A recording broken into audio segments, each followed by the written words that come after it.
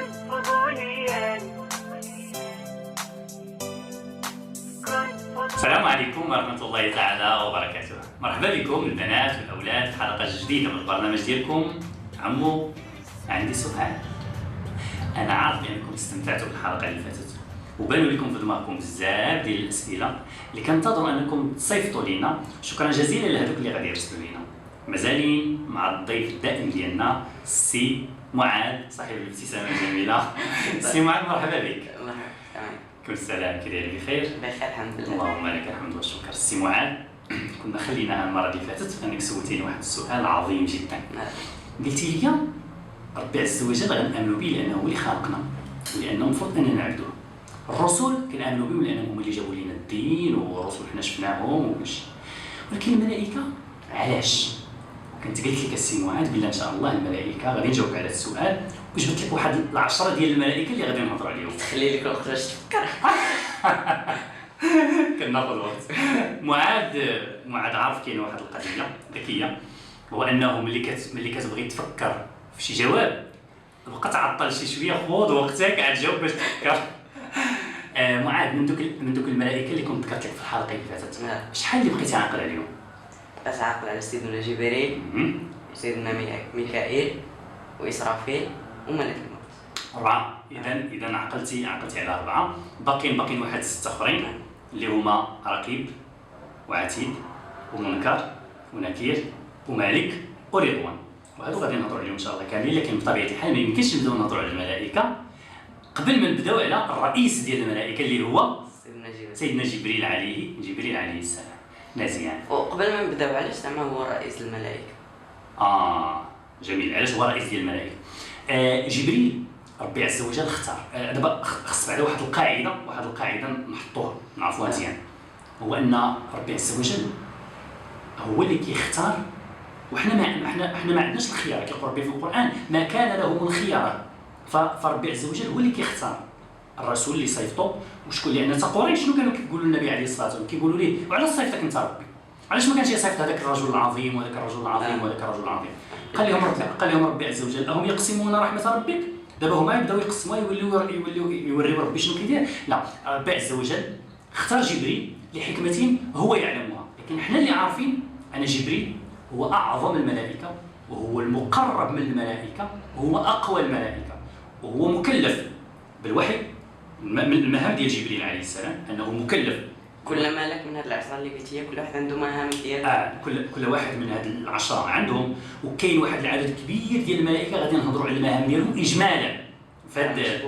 لا، ما نهضرش على كل واحد بواحد، لان كاين دابا انا ذكرت لك هالو. دابا مثلا ملك الموت اللي هو الملك الرابع راه عنده ملائكه كيعاونوه، كيتسموا النازعات وكيتسموا الناشطات. كتكون كتقرا سوره النازعات راهم الملائكه اللي كيعاونوا ملك الموت. وبلا ما نذكروا نفصلوا فيهم دابا تنوصلوا، نبقاو دابا غير مع جبريل عليه السلام. قلنا هو الملك المكلف بالوحي، يعني هو اللي ربي كلفه باش ينزل الوحي على الانبياء. هو اللي بغينا نقولوا الملك ديال المهمات اللي كيبغي ينزل ربي عز وجل، لا سواء في الارض لا سواء على الانبياء لا سواء على بعض النساء بحال مريم عليه السلام. راه جبريل هو اللي مشى عندها باش نفخ ليها في البطن ديالها وغادي يبشرها بعيسى عليه السلام. جبريل عليه السلام هو اللي هلك القوم ديال لوط. شكون هاد القوم ديال لوط؟ هاد القوم ديال لوط هادو اخويا واحد الناس الله يعافينا ويعافيك.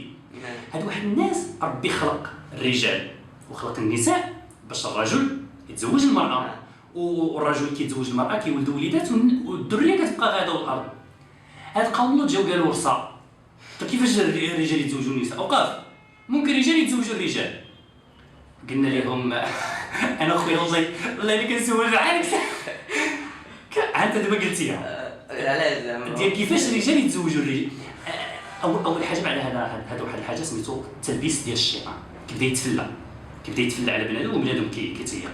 فربي عز وجل شنو دار؟ صيفط جبريل هز الارض كامله اللي كانوا عايشين فيها وقلبها وهبطها بديك القوه وصيفط عليها حجاره من سجيل قاده. الحمد لله ما بقاوش دابا.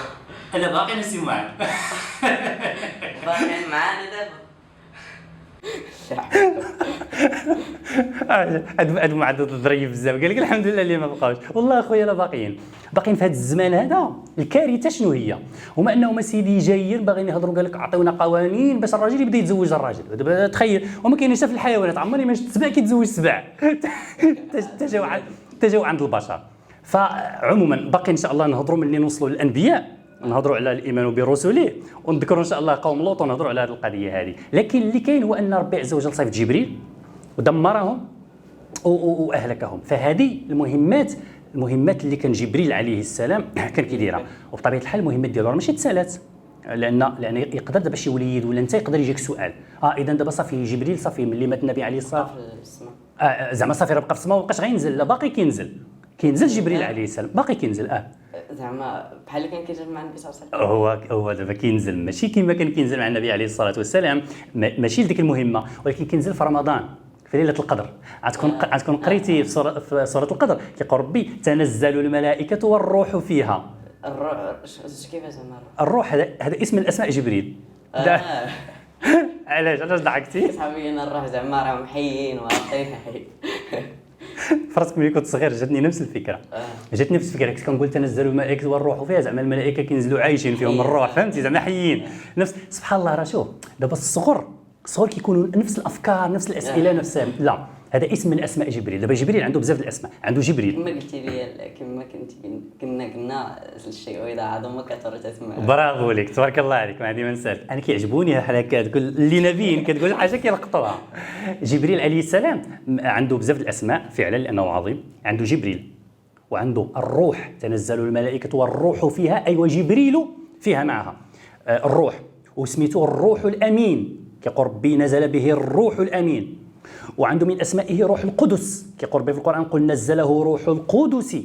روح القدس هادشي كان في القران لان في اخر المطاف المعلومه اما غناخذوها من عند ربي عز وجل عن طريق القران اللي جانا، اما ناخذها من الاحاديث ديال النبي عليه الصلاه والسلام، اما غادي ناخذها من الصحابه لانهم تعلموا من النبي عليه الصلاه والسلام. ما قالش لنا مباشره النبي صلى الله عليه وسلم ما يقولش، ولكن ملي كيجي صحابي كيقول لك كذا وكذا وكذا راه غيكون سمعها من عند النبي عليه الصلاه والسلام. ولكن دابا قلنا هو رئيس الملائكه، اذا الملائكه اللي فيهم زعما ملك الموت، بما انه الرئيس ديالو اذا سيدنا جبريل ما غاديش يموت.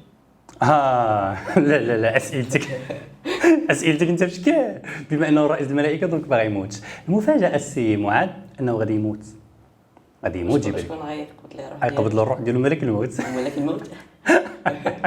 دابا انت بالنسبه لك بما انه هو الرئيس ديال الملائكه اذا ما يمكنش ملك تحت الرئاسه ديالو ياخذ له. لا، هو المعلومه اللي بغيت تعرفها هو ان اسرافيل ملي كينفخ في الصور والبوق، باقي نوصلوا اسرافيل ونفصلوا في هذه القضيه مزيان، لكن عطيتك هذه المعلومه دابا لان جات دابا. اسرافيل عليه السلام هو المكلف بالنفخ في الصور. ملي غينفخ في الصور شنو كيقول به في القران؟ ونفخ في الصور فصاعقه، يعني مات من في السماوات ومن في الارض الا من شاء الله. هذه الا من شاء الله هما الملائكه المستثنون، كاين جبريل عليه السلام وميكائيل واسرافيل وملك الموت. ملك ربي عز وجل كيقول لملك الموت اذهب فاقبض روح ميكائيل، عاوتاني كيجي كيقولوا اذهب فاقبض روح اسرافيل، كيجي كيقولوا اذهب فاقبض روح جبرائيل، لان جبريل هو ملك ومخلوق، وربي كيقول في القران كل نفس ذائقه الموت. من بعد غير يبقى ملك الموت. كل مخلوق كتحس بنفسه. بالضبط. من بعد ربي عز وجل كيقول لملك الموت مت يا ملك الموت. كيموت في ديك اللحظه ربي عز وجل كيقبض ليه الروح ديالو، لان في اخر المطاف ملك الموت راه غير موكل بقبض الارواح، والا راه المحيي والمميت هو ربي عز وجل. فجبريل عليه السلام هو رئيس ديال الملائكه، ولكن كتب عليه الموت لان ربي كيقول كل نفس ذائقه الموت. هادشي اللي كاين ان شاء الله. ودابا كان هو رئيس الملائكه وعرفنا العلاقه ديالو مع الملائكه ومع ربي زعما كانه هو رئيس الملائكه وداك الشيء، وكيفاش كانت زعما العلاقه ديالو مع النبي صلى الله عليه وسلم؟ العلاقه ديالو مع النبي عليه الصلاه والسلام كانت واحد المحبه خاصه، واخا كان خلعوا في غار حراء. لا، هو دابا النبي عليه الصلاه والسلام في الاول جبريل خلعه، ولكن هذيك الخلعه تحولت من بعد المحبه. علاش؟ لان هو ديك الخلعه دابا مزيان اللي طرحتي هذا السؤال لان امر مهم جدا باش الوليدات يفهموا هذه القضيه هذه. دابا يقدر يجي شي وليد يسول ولا بنيه يقول لك واخا كان ممكن ان جبريل ينزل عند النبي عليه الصلاه والسلام يقول له يا محمد انا راني جبريل وجيت عندك بالقران، يلا اقرا بسم ربك الذي خلق، ويجي ويقرا عليه القران ويدوز عادي. النبي عليه الصلاه والسلام جالس في غير حراء بوحده وكان الليل، وممكن ان النبي عليه الصلاه والسلام مع جالس بوحده وفي الاخر يجي عنده شي واحد ويقول له اقرا باسم ربك الذي خلق، النبي صلى الله عليه وسلم يسحب له بالله راه غير شي حلم ولا شي حاجه. فهذيك اللحظه ديال ملي كيجي جبريل كيقول له اقرا، يقولوا ما انا بقارئ، كيجدو كيعنقوا كانه كيقول ليه انت راك في الواقع. هذه راه كطرى بعض المره، شي واحد كيشوف شي منظر وكيبقى داير ديك ديال وكيضرب هنا زعما واش ضربوني واش انا في الواقع ولا ماشي في الواقع. فكأن جبريل كيبغي يقول النبي عليه الصلاه والسلام هذا الحدث اللي طرا هو حدث حقيقي، وانت في ديك اللحظه كنتي كتشعر ديال بصح. فهو النبي صلى الله عليه وسلم شنو قال؟ كيقول لك فاخذني فغطني في روايه فضمني حتى بلغ مني الجهل.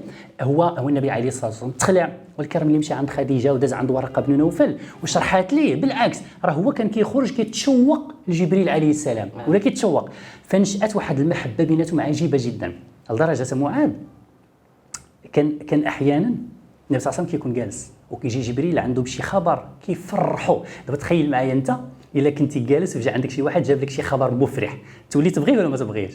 تولي كتبغيه، لان الشاعر كيقول لك احسن الى الناس تستعبد قلوبهم فطالما استعبد الانسان احسانه. واحد النهار النبي عليه الصلاه والسلام جالس ويجي عنده جبريل ويقول له ان الله يقرئك السلام ويقرئ خديجه السلام. خديجه هي زوجة النبي عليه الصلاه والسلام. كيقول له ربي راه كيسلم على مرتك ويقول لك بشر خديجه ببيت في الجنة من قصب ماشي هو القصب، القصب هو الذهب المجوف، ذهب تخيل معايا قصر من الذهب. بشر خديجة ببيت في الجنة من قصب لا صخب فيه ولا نصب. لا صخب ما فيش صداع ولا نصب ما فيش تعب. فأكيد النبي عليه الصلاة والسلام غادي يفرح لمرته لأن كان كيحبها. ودابا هادو كتكون مواقف زوينة بين النبي عليه الصلاة والسلام وبين جبريل كتقوي المحبة. واكثر من هذا النبي عليه الصلاه والسلام هو جبريل راه بعض المره كتنزل شي حاجه كيجلس هو جبريل كيبداو يبكيو بجوج كيبداو يبكيو. والله العظيم عرفتي واحد النهار النبي عليه الصلاه والسلام جالس دخل عليه ابو بكر لقاه كيبكي. قال له مالك؟ قال له راه نزل عليا جبريل دابا وجاب لي واحد الايات، والنبي عليه الصلاه والسلام سمع ديك الايات جالس كيبكي. جبريل كيبكي معاه. فملي يوصل الانسان لدرجه انه يجلس هو شي واحد ويبداو يبكيو معناه لان انت ما تقدرش تبكي قدام شي واحد غريب، ما كتجيك بشكل غريب فهمتي. اما ملي كتجلس مع شي واحد اللي هو عزيز عليك وقريب ليك راه اكثر من هذا سافر معاه. النبي صلى الله عليه وسلم سافر مع جبريل. انت عاده ملي كتسافر مع شي واحد كتزيد العلاقه بيناتكم كتقوى وكتوطد اكثر. النبي صلى الله عليه وسلم راه سافر مع جبريل، مشى معاه لبيت المقدس وطلع معاه للسماء الاولى، السماء الثانيه، الثالثه، الرابعه، الخامسه، السادسه، السابعه، وصل معاه لسدره المنتهى، دوروا في الجنه وراه النار. بمعنى راه كنهضروا على واحد العلاقه وطيده جدا. واش فراسك معاذ؟ النبي عليه الصلاه والسلام في الاول ما كانش كيعرف يتوضا، خرجوا جبريل عليه السلام للصحراء وضرب الارض بعقبه فتفجر نبع الماء. هو اللي علمه يتوضا. ولكن استاذ بما انه هو اللي علمه يتوضا وهو اللي علمه بزاف الحوايج، علاش كنعرفوا بان النبي صلى الله عليه وسلم اعظم منه؟ تبارك الله عليك. دابا خصنا نفرقوا بين جوج ديال الاشياء. نفرقوا اولا بين الملائكه ونفرقوا بين البشر. مزيان نفرقوا بيناتهم بجوج. الا فرقنا بين الملائكه جبريل هو اعظم الملائكه وافضلهم عند الله، وإلا جينا نفرقوا بين البشر النبي عليه الصلاه والسلام هو افضل البشر واعظمهم عند الله. لكن ملي كتقارن النبي عليه الصلاه والسلام مع جبريل كتلقى النبي عليه الصلاه والسلام افضل واعظم، لان النبي عليه الصلاه والسلام مخلوق وجبريل مخلوق، وافضل المخلوقات هو النبي عليه الصلاه والسلام. دابا ربي عز وجل اتخذ ابراهيم خليلا، ابراهيم خليل، والنبي عليه الصلاة والسلام جمع الله له بين الخلة والمحبة، بمعنى هو خليل الله وهو حبيب الله، لدرجة أن ربي أقرن الاسم ديالو مع الاسم النبي صلى الله عليه وسلم في الآذان. ملي كيأذن المؤذن شنو كيقول؟ أشهد أن لا إله إلا الله، أشهد أن محمد رسول الله. النبي عليه الصلاة والسلام هو خاتم الأنبياء وهو أفضل الأنبياء وهو أفضل البشر وافضل المخلوقات، لان ربي عز وجل اصطفاه. فجبريل علم النبي عليه الصلاه والسلام بداك الشيء اللي علمه ربي. جبريل هنا في هذه اللحظه هو واسطه، هو المعلم الحقيقي. شكون هو اللي علم النبي صلى الله عليه وسلم حقيقه؟ راه هو ربي عز وجل. جبريل في هذه اللحظه كان واسطه. اذا جبريل يعني ما بغيتكش تاخذ فكره ان زعما راه جبريل بما انه اعلم هو افضل، هو جبريل. علم النبي عليه الصلاه والسلام، ولكن علمه من علم الله. واضح عليه النبي صلى الله عليه وسلم كيقول في واحد الحديث: ادبني ربي فاحسن تاديبي. والتاديب راه فيه التربيه وفيه التعليم وفيه بزاف ديال الامور. هذا اللي كاين. اذا دابا حنا فهمنا بان جبريل عليه السلام هو الافضل ديال الملائكه، هو الاعظم ديال الملائكه، وعرفنا دابا التفاصيل ديال الملك الاول. ان شاء الله باقي لنا الملك الثاني اللي هو اسرافيل ان شاء الله، لان الوقت ديال الحلقه تسالى، غادي نخليو ان شاء الله الحديث على اسرافيل عليه السلام الحلقه الجايه ان شاء الله. شكرا جزيلا لك معاذ، كانت حلقه معك ماتعه جدا، شكرا جزيلا لك. الوليدات والبنات شكرا جزيلا لكم على الجلوس ديالكم والمشاهده. باقي ان شاء الله غادي نهضروا على الملك الثاني اللي هو اسرافيل عليه السلام. تبتوا المعلومات اللي عطيناكم على ربي، وتبتوا المعلومات اللي عطيناكم على الملك جبريل او جبرائيل بجوج سميات صحاح. تبارك الله عليكم، الى اللقاء معاذ.